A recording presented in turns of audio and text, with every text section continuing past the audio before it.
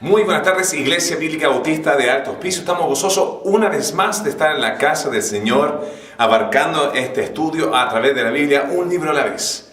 Espero que estén pasando un tiempo bastante grato allá en el invierno, en la hermosa ciudad de Alto Hospicio. Nosotros estamos ahora en Albuquerque, Nuevo México, donde nos acabamos de arrancar de unas temperaturas de 44 grados. Entonces, yo siendo una persona que le gusta más el clima frío, le estoy deseando estar allá en ese hermoso clima que tenemos en el norte de Chile.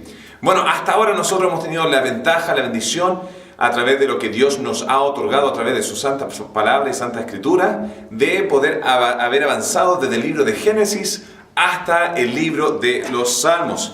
Incluso si uno toma la Biblia en este momento y la abre a donde sería el medio, aproximadamente el medio, ya hemos abarcado casi la mitad de lo que es toda la Biblia, cuando viene a cantidad de palabras y hojas escritas, ¿ya? Todavía tenemos un gran trabajo por delante avanzando a través de la Escritura, pero hemos visto lo que son el Pentateuco, ¿ya? Esta palabra debería estar ya resonando en sus oídos, ¿ya? Los primeros 5 libros de la Biblia, los cuales son Génesis, Éxodo, Levítico, Número, Deuteronomio. Luego avanzamos con los libros históricos, y ahí hago este repaso cada vez para poder internalizar esta información dentro de nosotros. Y vimos desde lo que fue el periodo de la conquista de Josué, a través del periodo de los jueces, los reyes, las crónicas, la caída en manos de Babilonia, y luego los que fueron los últimos 3 libros históricos,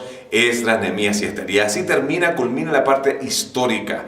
Y todo lo que queda del Antiguo Testamento va a estar teniendo relación con lo que van a ser los libros de sabiduría y los libros proféticos, ya los libros de sabiduría o los libros poéticos también se llaman así, los cuales ya hemos avanzado en 2 de ellos, los cuales son Job, donde abarcamos el tema de la existencia de sufrimiento en este mundo y cómo nosotros podemos ver eso en contraste a Dios. Luego avanzamos con el libro de Salmos la semana pasada. Y ese es el libro de los Salmos. Vimos los diferentes géneros de Salmos, algunos de los énfasis principales de los Salmos, y además vimos un tema de esquema de los 5 libros de los Salmos, ¿ya? Dejando eso al lado, atrás, vamos a continuar con uno de los libros favoritos de muchos cristianos, ¿ya? Y este libro es el libro de los Proverbios. Y el libro de Proverbios nos va a entregar una gran sabiduría de cómo vivir en el día de hoy a través de los principios de Dios. Ahora, es importante destacar dentro de del género que son los libros de sabiduría, los libros poéticos, que los proverbios no son, número 1, no son promesas de la misma índole o categoría que vemos promesas en la Escritura. Por ejemplo, en el Nuevo Testamento habla acerca de que si alguien invoque el nombre del Señor será salvo. Esa es una promesa. No se puede quebrantar, no se puede romper, es una verdad absoluta. Cada persona que vaya a Dios en arrepentimiento para salvación va a ser salvo. No hay que cruzar los dedos, no hay que esperar, no hay que añorar, sino es una absoluta verdad. Proverbios tampoco son de índoles proféticos, donde Dios está diciendo esto futuro va a ocurrir, ¿ya? Por ejemplo, en el libro de Isaías habla acerca de que el Mesías iba a nacer de una virgen. La Biblia en el Antiguo Testamento habla acerca de que Cristo iba a nacer en el poblado de Belén. Habla acerca de la manera en que iba a vivir, de la manera en que iba a morir, de la resurrección, de la muerte, de la salvación, y todo esta índole profética, ¿ya? Los proverbios no tienen esa connotación profético, no es una verdad absoluta para mañana, ya como son promesas o lo que serían profecías, sino el estudio de sabiduría tiene por enfoque concentrarse en el ámbito de la probabilidad, y esto es sumamente importante y lo vamos a aplicar porque todo lo que tiene que ver con proverbios tiene que ver con nuestra conducta y cómo nuestra conducta va a tener reacciones. Y de eso se trata el libro de Proverbios, de saber qué tipo de consecuencias voy a tener por las acciones que yo hago y cómo debería vivir sabiendo esa información. Entonces, vamos a tomar el caso de algo bien obvio, ¿ya? ¿Qué pasaría si yo como mucho y hago poco ejercicio? ¿Ya? Me ha tocado hasta ahora haber manejado 25.000 millas, unos 33.000 kilómetros, ¿ya? En estos últimos 6 meses. Si me pudieran ver, yo sé que la cámara obviamente añade kilos, pero van a ver que estoy un poquito más rellenito. ¿Por qué? Porque la calidad de comida que he comido no ha sido la mejor y he estado mucho tiempo en vehículo, he estado haciendo mucho trabajo de manera sentado, lo que sea. Entonces, ¿qué significa eso? ¿Ya? Esas acciones, ¿qué tipo de consecuencias van a tener en mi vida? Van a afectar mi peso. Entonces, esa acción conlleva a una consecuencia. Lo mismo con el libro de Proverbios. Habla acerca del ámbito general. Ciertas acciones van a conllevar a ciertas consecuencias. Ahora, siempre van a haber excepciones cuando viene a consecuencias en la vida real. Por ejemplo, hay gente que podría decir que tienen una propensidad a algún malestar, algún problema en el ámbito de la tiroides. O sea, hiper o hipotiroidismo, ¿ya? Donde o no funciona o sobrefunciona, conlleva a que aunque yo haga dieta en algunos casos, voy a aumentar de peso sí o sí. Y en otro extremo pueden comer todo lo que quieren y no van a engordar. ¿Por qué? Porque tiene que ver con el elemento de la tiroides. Pero para el resto de la gente que no tiene ni hiper ni hipotiroidismo, ya por lo general, comer mucho, poco ejercicio, mala alimentación, va a conllevar a acciones, ¿ya? Entonces, ¿qué significa eso? Voy a negar la verdad acerca de estas consecuencias porque hay excepciones o porque la regla general significa algo, voy a trabajar según ello. Y ese es el punto que debemos entender con respecto al libro de los Proverbios, ¿ya? Un ejemplo, capítulo 10, versículo 27, vemos un proverbio, dice así: el temor de Jehová aumentará los días, mas los años de los impíos serán acortados. Ya, esa es una regla general, es un principio, un principio que puede abarcar a muchas personas. No obstante, yo he conocido jóvenes que han sido bien íntegros, que aman al Señor, pero nacieron con una condición del corazón y a la edad de 17, 18, 19 años murieron. ¿Significa que fueron gente impía y que hay que atacarlo porque murieron jóvenes? No, sino esta es una excepción. Y hay gente que ha vivido una vida impía por largos años y no significa que la Biblia tenga un error, sino lo que acá estamos viendo es este principio. El temor a Jehová conlleva a cambios de acciones, lleva a aplicación de verdades, conlleva a no airarnos, a no pelear innecesariamente, a honrar a nuestros padres, a ser obediente, a ser sumiso a la autoridad, a un sinfín de cosas que conllevan a un equilibrio social. Y por eso, porque no me estoy arrancando con los tarros, no me estoy portando mal, no estoy robándole a gente, no me voy a cortar los días. Por ejemplo, Dios dice no hay que robar. Entonces digamos que yo justo en los tiempos antiguos robo a alguien quien es sumamente poderoso y me corta la cabeza, ¿ya? Ahí hay un principio. Si hubiera escuchado a Dios, hubiera alargado mi vida, pero la acorté a causa de no obedecer a Dios, ¿ya? En el caso de Cristo, Jesús murió a la edad de 33 años. ¿Qué significa eso? ¿Significa que Jesús fue una persona impía porque fueron acortados los días o que no temía a Jehová? No, sino hay excepciones. Otra excepción vemos en capítulo 22, versículo 6. Es un gran proverbio, un gran principio que dice lo siguiente: instruye al niño en su camino y aun cuando fuera viejo no se apartará de él, ¿ya? ¿Significa que cada niño que tú instruiste cuando era pequeño nunca se va a apartar? No, pero las probabilidades. Si es que tú estás entregándole a este niño un hogar estable, un hogar consecuente, un hogar consagrado, un hogar donde temen a Jehová y todas esas cosas, y ellos ven el beneficio de lo que Dios ha sido en sus vidas, eso conlleva que aun cuando sean viejos no se van a apartar de ello. Y eso lo podríamos ver claramente en muchos de los jóvenes que tenemos en nuestra congregación el día de hoy, ¿ya? Cuando yo pienso en jóvenes como el Nicolás, ¿ya? Como en el David, como la Dayan, como la Thais y los otros jóvenes que están en nuestra iglesia, yo veo un gran impacto de diferencia en estos jóvenes en contraste de los jóvenes que están en el mundo. ¿Ya? ¿Por qué? Porque le han sido entregado un ambiente sano. No un hogar perfecto, porque no existe el hogar perfecto, pero sí una estabilidad donde ellos quieran lógicamente volver a Dios. Entonces, estos son proverbios, ¿ya? La vida es muy compleja como para poder encapsular con cosas absolutas cuando hay tantas excepciones, ¿ya? Entonces, ¿qué es la base del libro de Proverbios? Un contraste, una división entre dos pensamientos. Y estas son: número 1, busca a Dios y sabiduría.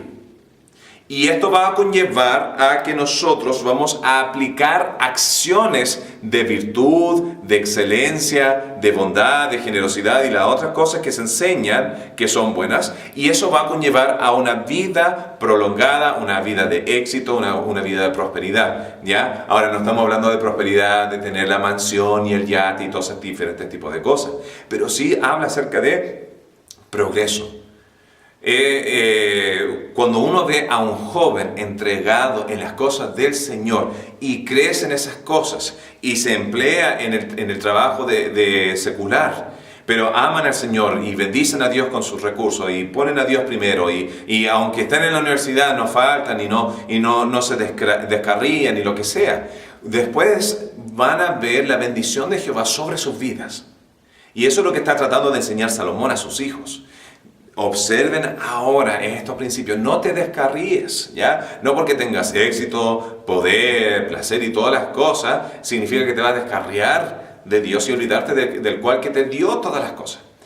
Y eso es contrastado con la gente que deja a Dios, que es necia, que es simple, que no busca las cosas de Dios, lo cual va a conllevar a malas acciones. Y acá hay una lista larga de malas acciones desde glotonería y ebriedad y vivir una vida entregada a placeres sexuales y a temas de robo y flojera y un sinfín de listas. ¿Ya? El dejar a Dios conlleva a no actuar como Dios te dice, lo cual va a conllevar a una vida que te va a traer repercusiones y destrucción a ti mismo. Entonces, de eso se trata estos dos principios, y todo el resto del libro de Proverbios va a ser este tipo de contraste entre buscar a Dios, hacer lo que Dios dice y las consecuencias de Dios, o dejar a Dios, dejar las acciones de Dios, desviarte y lo que va a ser la consecuencia de ello. Entonces, el libro de Proverbios tiene una simple estructura donde se divide en tres partes, ¿ya? Capítulo 1 al 9,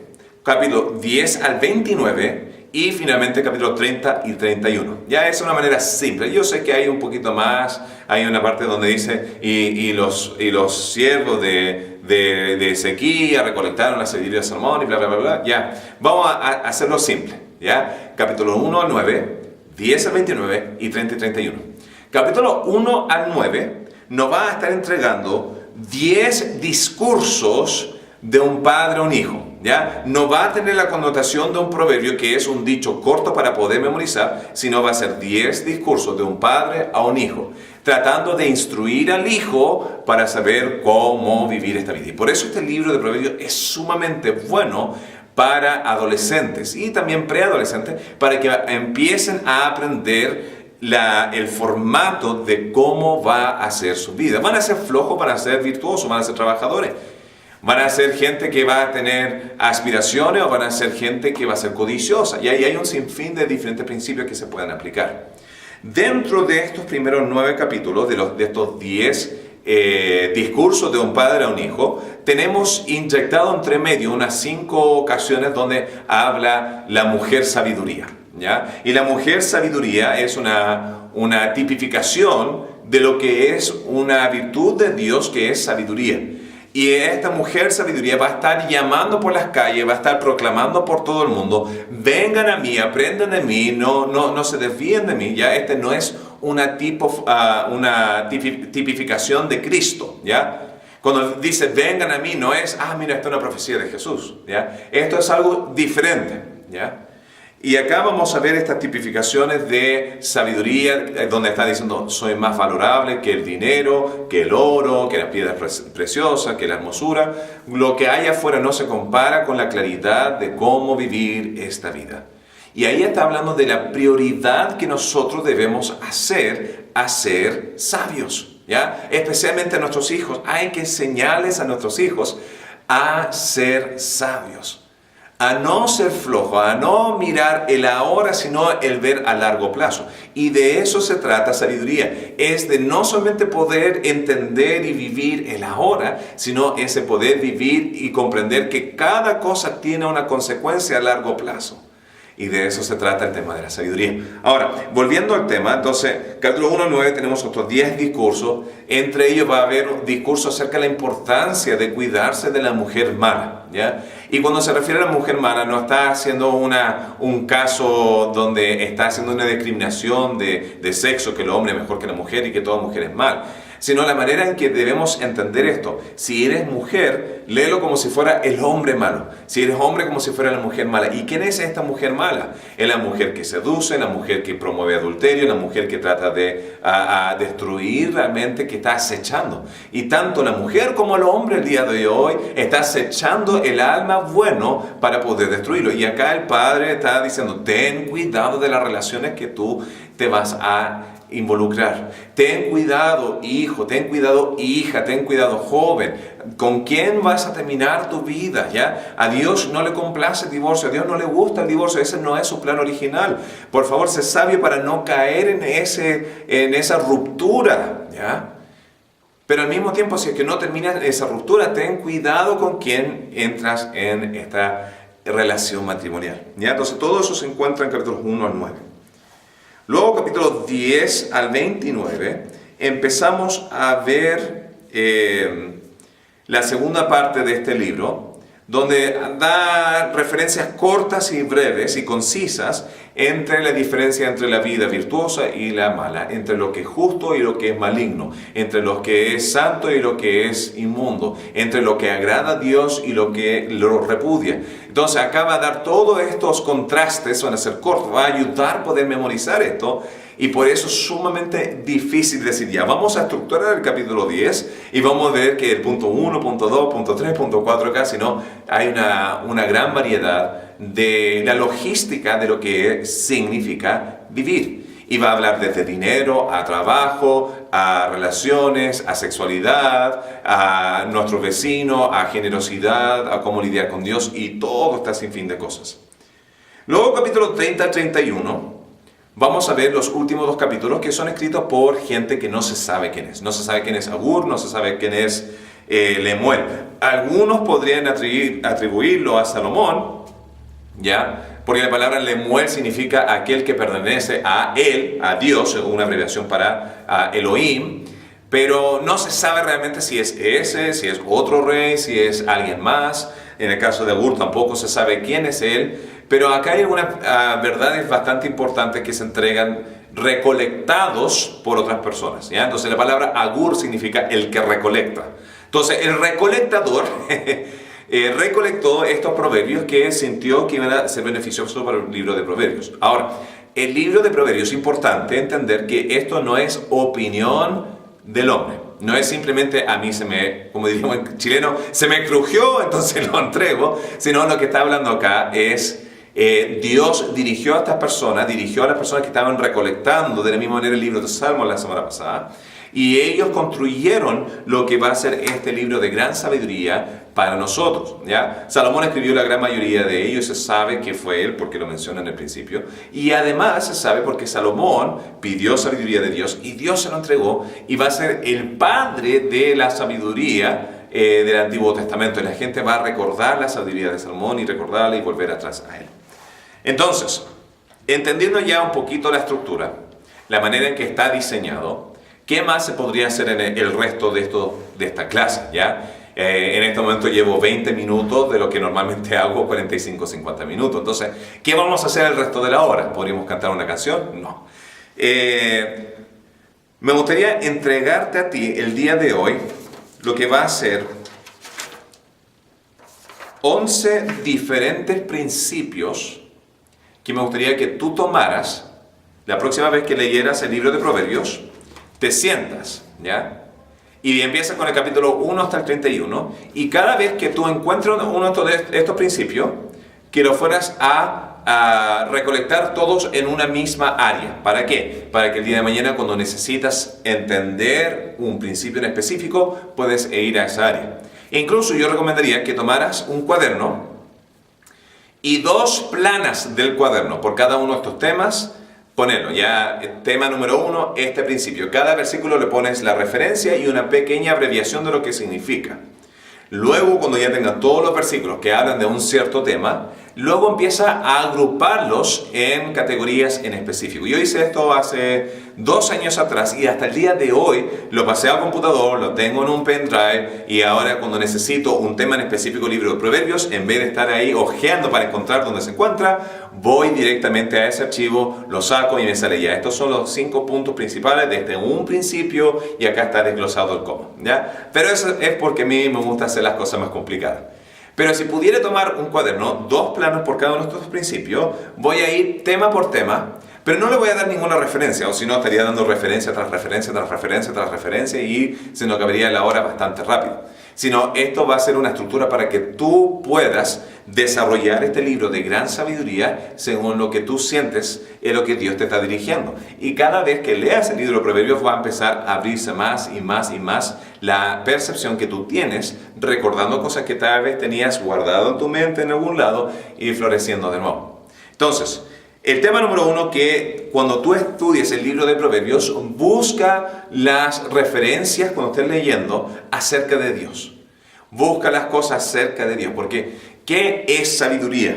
¿Ya? En Proverbios 1:7 empieza toda esta dinámica de sabiduría diciendo que el temor a Jehová es el principio de sabiduría. ¿Y qué significa el temor a Jehová? Es entendiendo quién es Dios en contraste de quién eres tú.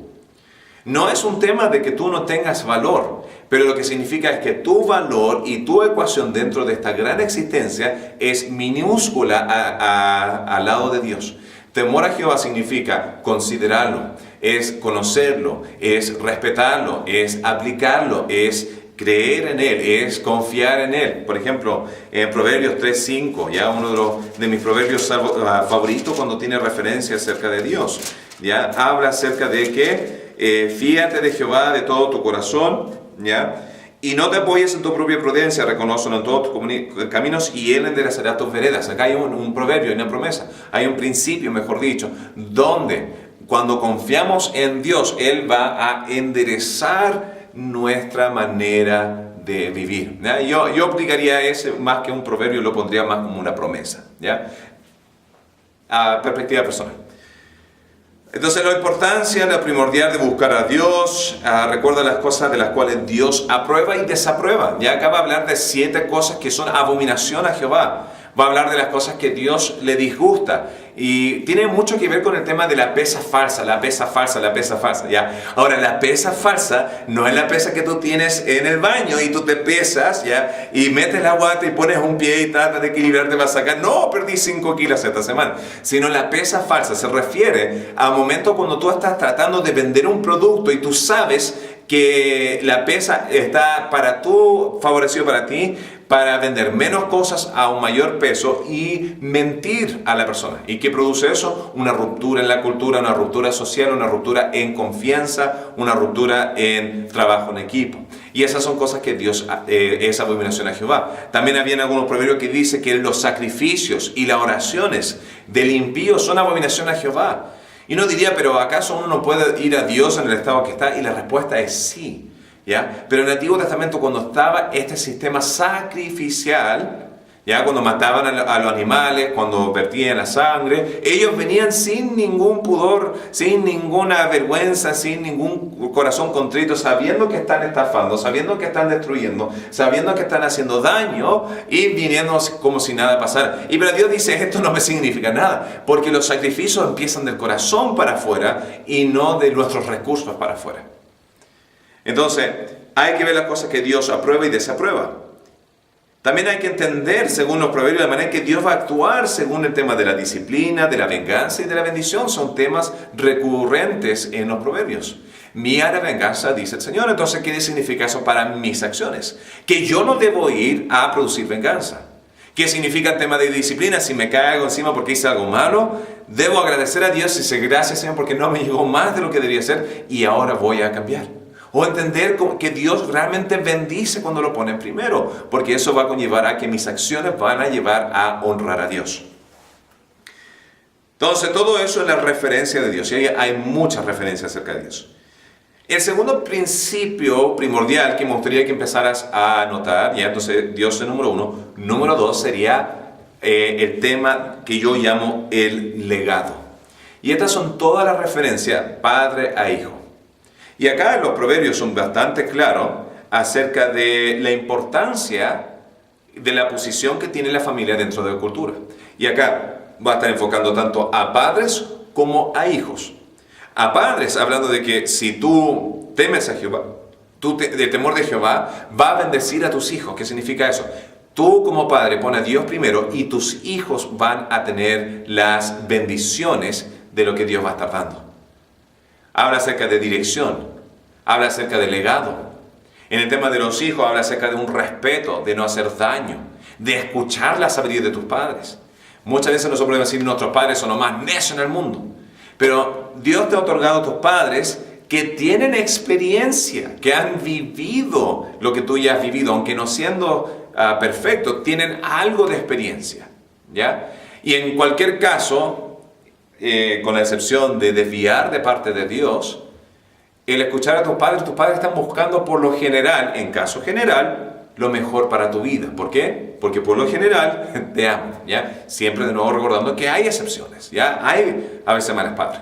Y esos malos padres no solamente van a afectar a sus hijos, sino van a afectar que los hijos no amen a los padres de vuelta y no los van a cuidar.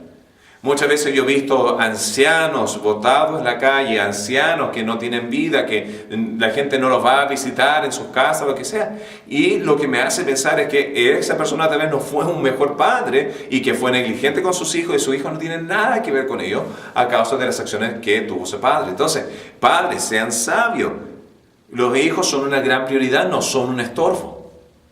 Y eso es una cosa que me gusta mucho de nuestra iglesia porque lo quieran o no, yo observo que los hijos son sumamente importantes en nuestra congregación.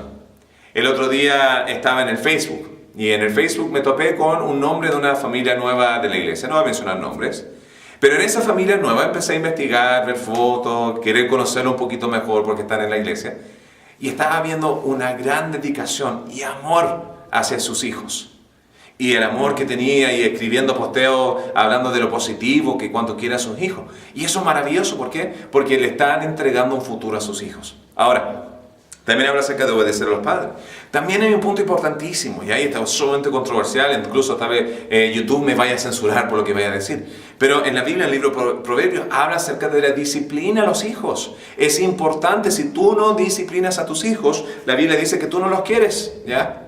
Un padre que no disciplina a sus hijos es como si el hijo fuera, según las palabras de la Biblia, un bastardo, es alguien sin un padre. Entonces, no estamos hablando de abuso, no estamos hablando de hacerle un enojo, y hay diferentes maneras de expresar eso, sea con un adolescente quitándole algo para que pueda aprender alguna virtud, o en el ámbito de disciplina corporal, ¿ya? Mis padres, por ejemplo, a mí me dieron palmazos ya creciendo, pero no a una cantidad similar a lo que fueron mis hermanos, porque yo veía cómo le llegaban a mi hermano y dije, ya, yo voy a ser inteligente y no voy a caer como ellos. Entonces, ¿pero qué significa eso? ¿Estoy yo roto? ¿Estoy destruido? ¿Estoy amargado? ¿Se me ha arruinado la vida? No, lo contrario.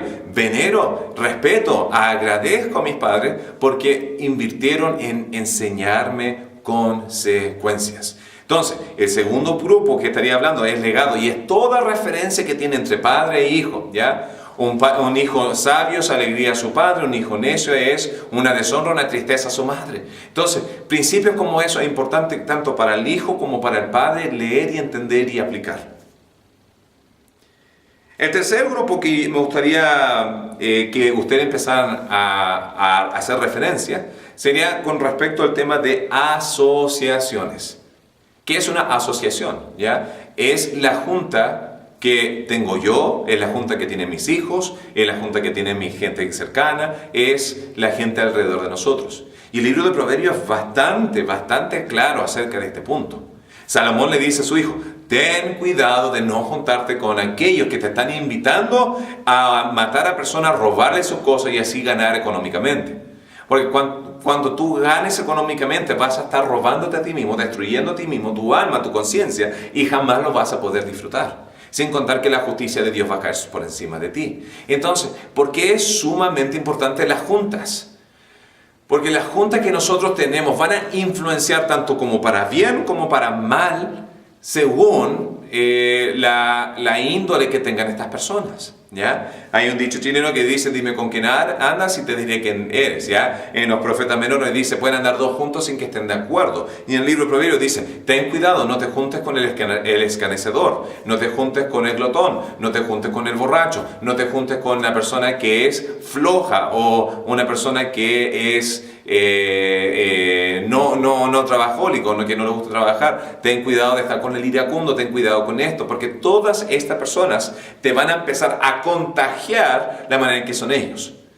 De la misma manera, por ejemplo, si uno quiere ser un buen deportista o un buen músico, ¿qué necesita hacer? ¿Se va a juntar con personas que son inferiores a él? No, se va a tratar de juntar con mejores jugadores, con mejores músicos, para empezar a aprender de ellos algunas técnicas y así poder progresar. Y acá está hablando de lo importantísimo que es decidiendo bien cuáles van a ser tus asociaciones.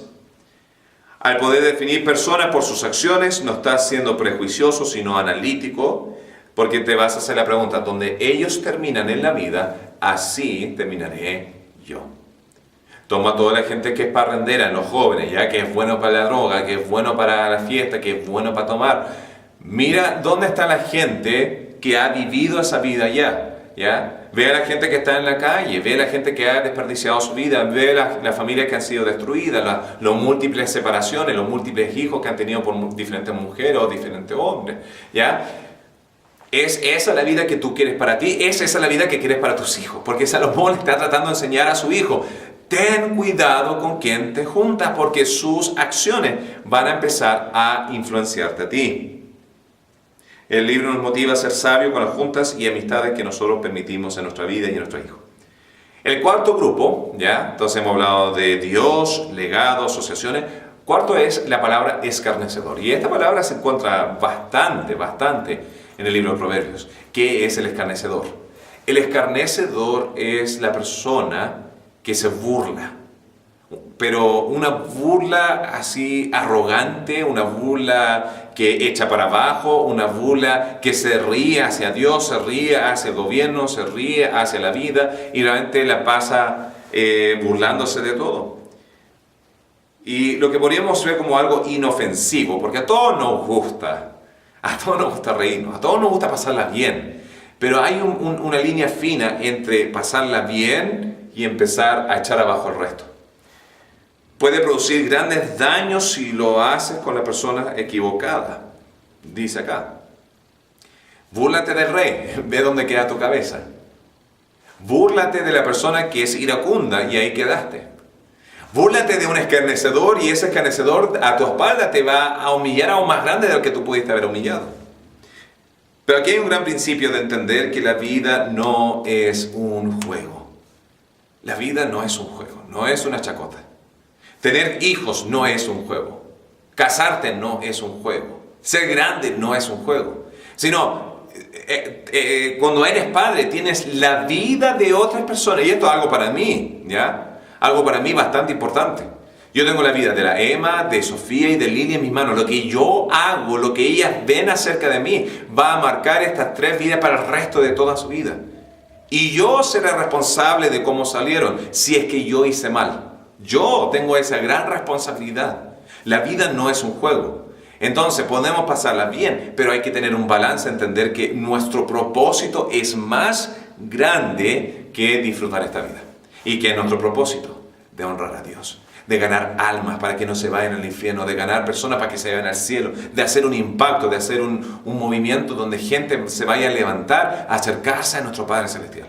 Ese es nuestro verdadero propósito. Más que cuántas luquitas nos podemos ganar, qué casa podemos tener o el auto que podemos manejar. Es lo que nosotros invertimos para la eternidad, lo que vamos a tener verdaderamente. El quinto principio, y este también ya digo que todos son grandes porque realmente se repiten muchas veces, pero de diferentes maneras de poder expresarse. El tema del dinero. El tema del dinero del libro de Proverbios es un tema que a mí me tomó 3 documentos en computador para poder poner cada versículo, su significado, su atribución y cómo están interlineados. Esto está hablando desde honrar a Dios con nuestros recursos, ¿ya? Estábamos en Proverbios 3:5, pero un poquito más adelante, ya versículo 9, dice: honra a Jehová con tus bienes y con las primicias de todos tus frutos, y serán llenos tus graneros con abundancia, y sus lagares rebosarán de mosto, ¿ya? Y acá está hablando, honra a Dios, primeramente, ¿ya? Un principio muy, muy importante. No lo podemos dejar pasar. Y yo lo comparto ahora no porque la iglesia esté en necesidad. No lo digo porque yo tenga algún tipo de necesidad o porque tengo avaricia dentro de la iglesia de que tiene que ser la más grande. Sino cuando yo hablo de honrar a Dios con nuestros recursos, lo hago porque cuando yo he visto cuánto Dios me ha bendecido a mí. Dios es el dueño de todo el universo, de toda la creación, de todo el oro, de todo lo que existe. Y si Él quisiera en un instante, podría realmente vertir sobre nosotros, abrir la ventana del cielo y vertir sobre nosotros todo lo que podíamos desear. Ahora, Dios no lo va a hacer porque va a quitar nuestra atención de depender en Él. Pero al mismo tiempo acá está diciendo, honra a Dios y Dios te va a honrar de vuelta. Y uno jamás puede honrar a Dios. Y yo lo comparto hoy día no por necesidad, sino porque no quiero que tú te pierdas de la bendición de Dios. Hay una hermosura de tener paz interna cuando viene a finanzas. Yo he tenido mucho, yo he tenido poco, yo he estado en deuda. Y Dios me ha removido deuda. Ya la vida no consiste de dinero, pero cuando uno tiene tranquilidad en esa área se puede enfocar más en las cosas que son de mayor importancia. El tema de ministerio, el tema de tiempo con la familia, el impacto con el resto. Entonces, dinero. Ser generoso con el resto es bastante importante también. En los proverbios dice, el que da al pobre presta a Dios. Aunque no me acuerdo si ese es Salmo o Proverbio, entonces lamento la confusión en este momento. ¿Ya? El desviarse, ya con deuda, no se vayan a la deuda, no vayan al dinero fácil. Habla acerca de la importancia de ganar en recursos, pero sin remover la parte de integridad. ¿Ya? Habla de las cosas que producen fortuna y las cosas que roban de dinero. Habla de las cosas que son de mayor importancia como la sabiduría que el dinero. Habla de no ser negligente porque esas cosas van a empobrecer y otras cosas más que podrían empobrecer. Habla de la gran cantidad de versículos acerca de este tema, pero al mismo tiempo ten cuidado del otro extremo, de la avaricia. ¿Ya? El dinero no lo es todo. Entonces todo el libro, el libro de Proverbios abarca mucho del tema de las finanzas. Número 6, el tema de relaciones y mujeres, ¿ya? Y de nuevo, cuando hablo acerca de mujeres y relaciones en el libro de Proverbios, se habla acerca del sexo opuesto, ¿ya? Tienen que leerlo como si fuera el hijo de Salomón, leyendo esto acerca de mujeres. Pero si fuera una mujer, lee esto acerca de hombres. ¿Ya? Hay un texto que dice, mejor estar en un closet pequeño que enterrado espacioso con mujer iracunda. ¿Ya? Es mejor estar en la tranquilidad en el desierto que con mujer iracunda. ¿Ya? ¿Y a qué se refiere eso? No está atacando a la mujer, está hablando del sexo opuesto. De lo mismo que podríamos decir acerca del hombre. Mujer, tú podrías tener la mansión más grande, pero si tu esposo es iracundo, mejor ni te entres en esa relación con este hombre, porque a la larga no va a valer la pena. Entonces, en el tema de relaciones, vemos las armas del adulterio en los primeros 5, 6, 7 capítulos de Proverbios, donde las armas de adulterio de la mujer era su estética, o del hombre su estética, la manera en que se ven. Habla acerca de, número 2, la arma del adulterio, sus ojos, la atención del sexo opuesto y el sentirse especial. Habla acerca de las palabras suaves y es esa atracción, esa seducción, acercarse. Habla de la ausencia del sentimiento de culpa que tiene aquella persona. Está completamente sin ningún remordimiento de las cosas que están haciendo, tratando de seducirte. Y en el día de hoy, cuando tú estés en el trabajo, en tu casa, en el colegio, donde sea, van a haber gente que te van a estar tratando de seducir. Y no van a tener ningún cargo de conciencia o de culpa. Y su apelación va a ser oro prohibido. Los panes hurtados son más deliciosos. El agua hurtada es más delicioso. Ven acá. Nadie sabrá esto solamente. Hay algo acerca de una conciencia limpia que no hay nada que pueda comprar ese precio. La arma de la fidelidad, entonces lo opuesto sería el sentimiento de culpa. Recuerda el sentimiento de culpa. Recuerda el final amargo que vas a tener. La corrupción individual, la vergüenza y sentirte atrapado. Y sin contar que esa persona puede tener un cónyuge y tal vez ahí quedaste. ¿Ya? Como diríamos en Chile. Entonces, habla acerca de la importancia de elegir bien. Habla acerca de que el que encuentra una esposa haya un gran bien. Entonces no está hablando en contra de compromiso, pero está diciéndose sabio en el compromiso que tú entras. Tiene advertencias matrimoniales, ya cuidado del cónyuge malo, cuidado del cónyuge iracundo, del necio y busca el virtuoso. ¿Ya? El séptimo principio habla acerca de la reputación. Entonces, esto es bien similar a la parte de asociación, pero la parte de asociación con quien yo estoy no solamente me daña mi reputación, sino me empieza a impregnar con sus malos hábitos. En el tema de reputación, lo importante, y el proverbio dice, realmente un buen nombre es importante. Va a conllevar a la manera en que la gente te vea con respecto al tema de trabajo, en tema de integridad, a gente de confiar en ti, a gente en el tema de relaciones y matrimonio, ¿ya? En todas estas cosas va a empezar a influenciar. Entonces, se puso un poquito borroso la cámara ahí. En el tema de amistades, de matrimonio, de negocio, de dinero, de confianza, todas esas cosas, la reputación es bastante importante. Cuida tu nombre, cuida tu fama, cuida tu reputación, cuida tu testimonio. Tu testimonio, si está malo, ¿cómo va la gente a creer en tu Dios, en tu Cristo, si es que tus acciones no conllevan a una creencia en Él? El octavo punto acá para que puedas investigar mientras lees tú el libro de Proverbios en tu cuenta es el uso de la lengua. Estas son nuestras palabras. Nuestras palabras pueden ser tanto medicina para el cuerpo como un gran golpe. Vamos a ser recompensados. El libro de Proverbios dice que vamos a ser recompensados según cada palabra que nosotros implementamos, sea en uso bueno para bendición o en uso malo para mi propia destrucción. Entonces, ¿cuáles son algunos malos usos de la palabra? ¿Ya? Malos usos de la lengua, tenemos 3. Tenemos el tema de chismes. Por favor, no caigas en la trampa del chisme. Cuando un hermano venga a ti, una hermana venga a ti, digo, hoy quiero compartir contigo una petición de oración por tal hermana que hizo esto, y empieza a sacar toda la libreta. Ten cuidado de caer en chisme, te va a dañar. Hay un principio que yo aprendí tempranamente en ministerio y es cuando alguien viene a mí con una queja, yo siempre sé que hay 3 diferentes versiones de lo hecho. El de él, el de ella y el verdadero. Y muchas veces el de él y el de ella no van a ser 100% transparentes, no van a ser 100% verdaderos. ¿Por qué? Porque la gente busca gente que le apoye, no realmente expresar la verdad. Entonces, cuando a ti te llega alguna información, recuerda que tal vez no sea 100% como que aquella persona haya dicho, sea él o sea ella. Ten cuidado, no buscas culpable, no buscas mal hablar de otra persona, sino empieza el tema, si no te incumbe a ti, de decir, ¿sabes qué? No me siento cómodo con esto, cambiemos el tema, o ¿sabes qué? Vayamos a hablar con esa persona para arreglarlo, porque lo mejor que podemos hacer es restauración, ¿ya? Entonces, chisme, número 2, ira, la manera en que yo exploto y destruyo al resto. Muchas veces cuando uno explota, uno se siente mal después, le gustaría quitar lo que fue dicho. Muchas veces, dentro incluso de nuestro matrimonio, hemos dicho cosas que pueden ser hirientes y después nos arrepentimos de lo hecho, pero no podemos quitar atrás lo que ya fue dicho. Especialmente con tus hijos. Si tú estás diciendo a tu hijo, tú eres un cabeza de chorlito, o eres un papanatas, o eres un bueno para nada, o un sinfín de diferentes cosas, vas a estar dañando realmente la autoestima, el autovalor y la manera en que se vaya a ver a sí mismo y cómo esa persona va a reaccionar contigo. Tercero es mentiras. Tienes que entender que la mayoría de las mentiras que tú digas en tu vida, tarde o temprano te van a volver a morder. Sea ahora, sea mañana, sea en 10 años. Busca con todo corazón de expresarte de manera transparente.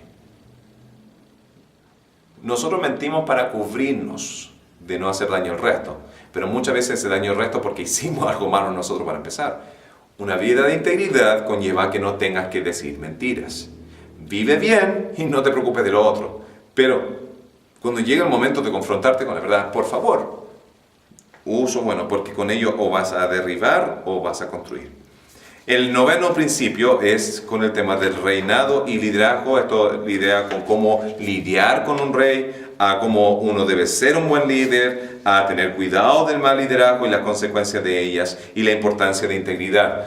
Hay un texto que está hablando acerca de, conoce el estado de tus ovejas, ¿ya? Y eso está entregado para un pastor, pero justo está en conexión con un rey, con el versículo anterior. Y uno podría hacer la similitud con el Nuevo Testamento, lo que sea, que si tú tienes una empresa, si tú tienes una familia, si tienes gente debajo de ti en un rebaño, conoce su estado. Si tu estado de las ovejas está sano, se van a reproducir. Si el estado de tus ovejas no está en un estado sano, no se van a reproducir, va a haber mucha enfermedad y mucha calamidad. Yo, como pastor, yo trato de entender y cuidar de los estados de la gente dentro de la iglesia. A mí me importa porque una iglesia sana va a crecer. Una iglesia que no es sana, que tiene divisiones, que tiene problemas, que tiene inmoralidad, que tiene suciedad o lo que sea y que no se ha confrontado los errores, va a conllevar a mucho mayor daño y no va a crecer de una manera sana. Entonces, con tus hijos, conoce cómo están tus hijos.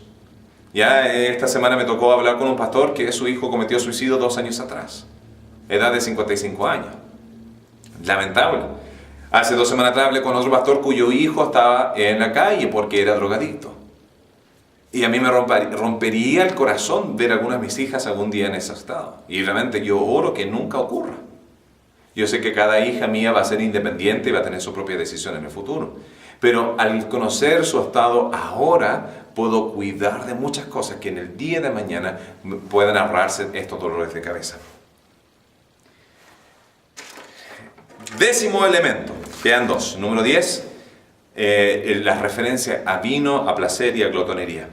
Aunque no lo menciona directamente como pecado en el tema de vino, menciona que el vino y los placeres del alcohol son para gente necia. No es para un rey, no es para un líder. ¿Ya? Uno podría justificar en la Biblia, decir, la Biblia no dice que es pecado tomar. Ya borrachera sí, pero tomar no. Pero la pregunta ¿es lo más sabio para que tus hijos te vean así? ¿Es lo más sabio para que tus trabajadores te vean así? ¿Es lo más sabio para que la iglesia te vea así? ¿Puedes tú dominar algo que te podría dominar a ti? Y la respuesta es no. Entonces, ten sabiduría en este tiempo. ¿Ya? Dice, no veas cómo empieza a enrojecerse el vino, ya como empieza a tentar y acercarse a ello. ¿Ya? Lo más sabio es alejarse de ello.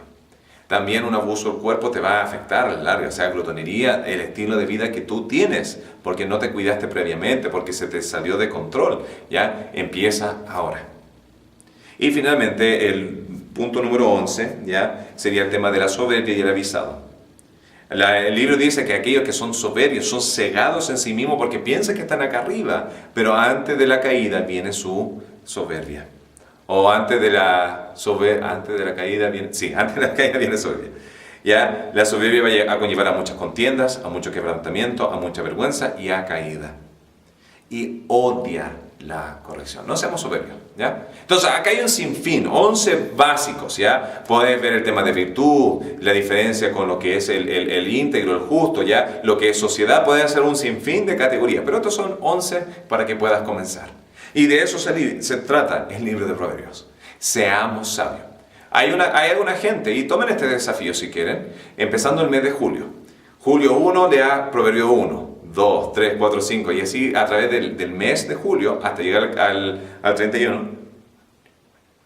¿Ya? Hay una manera de saber si tiene 31 días o 30 días cada mes, ¿ya? Entonces, enero, febrero, marzo, abril, mayo, junio, julio. Julio tiene 31 días, ¿ya? Tuve que hacerme la matemática acá.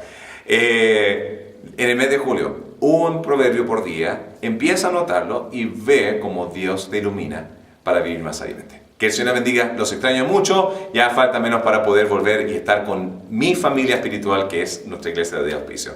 Que el Señor bendiga.